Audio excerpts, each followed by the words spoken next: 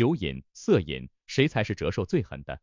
这次医生说出实话，李先生年轻时沉湎于烟酒，每日夜店欢乐成为他的常态。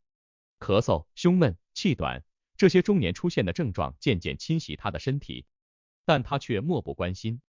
最终，一场无情的诊断将李先生引向现实。医生宣告他患上了肝硬化。曾经的烟酒狂欢，如今转变成了生命的代价。曾短暂的享乐，留下了深重的烙印。肝脏遭受摧残，如同生活中荒废的岁月。李先生在医院床榻上回顾自己的生活，懊悔涌上心头。生命的轻率交换来了无尽的痛苦，他感受到年轻时放纵的代价。而此刻已是为时晚矣。一、吸烟。吸烟是全球范围内导致疾病和死亡的主要危险因素之一。烟草烟气中的化学物质包括有害的尼古丁、一氧化碳、焦油等，对人体产生极大危害。数据显示，吸烟与多种疾病密切相关，其中最为严重的莫过于肺癌。肺癌是全球范围内的主要致命疾病，而吸烟被确认为肺癌的主要致病因素。根据全球卫生组织的最新统计数据，吸烟者患上肺癌的风险较非吸烟者高出15倍以上。肺癌之所以如此具有挑战性，一部分原因在于其早期往往缺乏明显的症状，这使得很多患者在确诊时已经进入晚期，治疗变得异常困难，预后也较差。许多人在察觉到明显不适之前，肺癌已经发展到无法逆转的阶段。肺癌不仅在早期常无明显症状，而且具有强烈的侵袭性。很多时候，肺癌在早期就开始扩散到邻近的淋巴结和其他器官，进一步加重了治疗的难度。这也解释了为什么一些患者在确诊时已经面临晚期肺癌的残酷现实，而肺癌的治疗往往需要庞大的费用，这对患者和家庭经济状况造成沉重打击。手术、放疗、化疗等多种治疗手段的综合运用，不仅需要专业医疗团队，还需要昂贵的医疗设备和药物。这使得患者在治疗过程中可能不仅要面对生理上的痛苦，还需要应对因治疗而带来的经济负担。且吸烟还会加速皮肤衰老。吸烟对皮肤的不良影响源于2个主要方面：氧化应激和炎症反应。烟草中的有害物质通过吸入进入体内，引发氧化应激，导致细胞受损。同时，吸烟还激发炎症反应，使得身体处于一种不断的炎症状态。研究表明，吸烟者的皮肤老化速度较非吸烟者明显加快，这体现在皮肤呈现更多的皱纹和色素沉积，使肌肤失去年轻时的光泽和弹性。尤其是在眼部周围，吸烟者更容易出现皱纹和色素斑，给予面容岁月的痕迹。一项发表在《皮肤药理学与生理学杂志》上的研究发现，吸烟者的皮肤弹性明显下降，而且胶原纤维断裂的风险显著增加。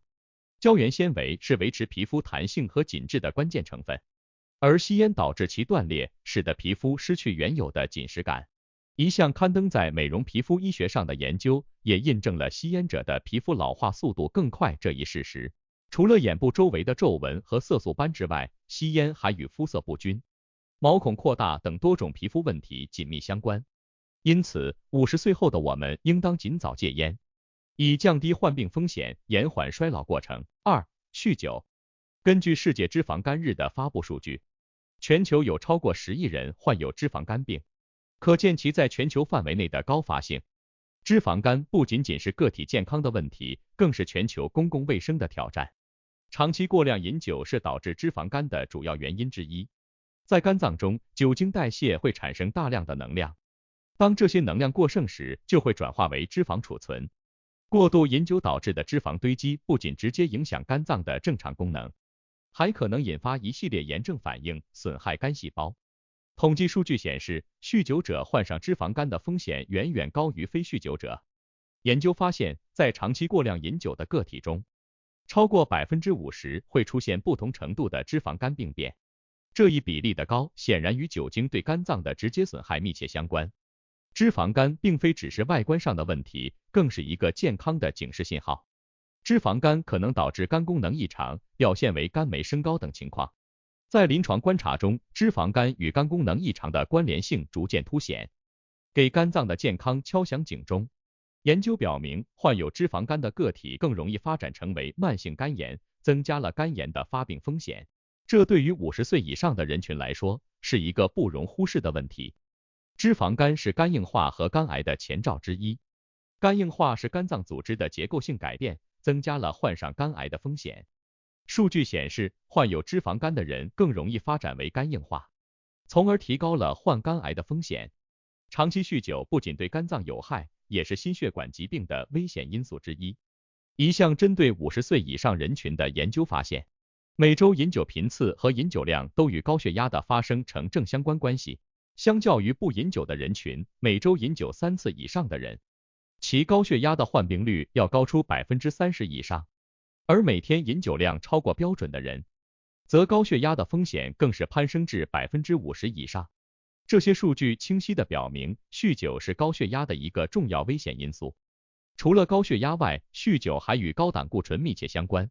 胆固醇是一种脂质物质，对于心血管系统的健康至关重要。然而，过量饮酒会导致胆固醇水平升高，尤其是低密度脂蛋白胆固醇及坏胆固醇。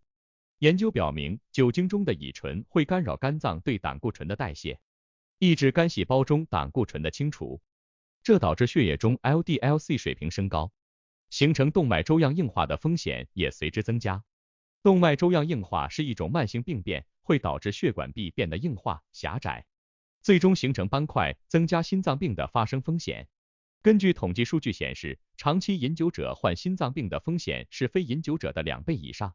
这不仅仅是因为酒精本身对心血管系统的直接影响，更是因为酗酒会引起一系列的生活方式问题，如不规律的作息、不良的饮食习惯等，这些都是心脏病的诱因。对于50岁以上的人群，过度饮酒不仅容易导致身体机能的减退，还可能诱发多种慢性疾病。因此，控制饮酒量，避免过度饮酒对于健康至关重要。3、色瘾。性生活在一定程度上是人类正常的生理需求，但色瘾即对性的过度沉迷和依赖，可能对身体和心理产生负面影响。50岁后，适度的性生活对健康有益，但过度的性沉溺可能引发一系列问题。研究发现，色瘾者往往因为对自身行为的过度自责而受损自尊心，这可能表现为自我评价的下降，进而影响到日常生活和社交关系。色瘾者还常常陷入孤独感中，沉湎于性行为可能导致与他人疏远，社交活动减少，最终产生孤独感。这对心理健康是一个不容忽视的威胁。极端的色瘾可能最终演变为心理疾病，如性上瘾症。这不仅对患者本人造成困扰，还对家庭和社交关系产生负面影响。色瘾还可能影响生活的正常秩序，导致工作、家庭关系的破裂。总结，在这3者中，吸烟的危害可能是最为严重的。吸烟不仅与多种致命疾病密切相关，而且会对身体的多个系统产生全面而深远的影响。50岁后，我们更应该理性对待生活，调整不良习惯，保持适度的生活方式。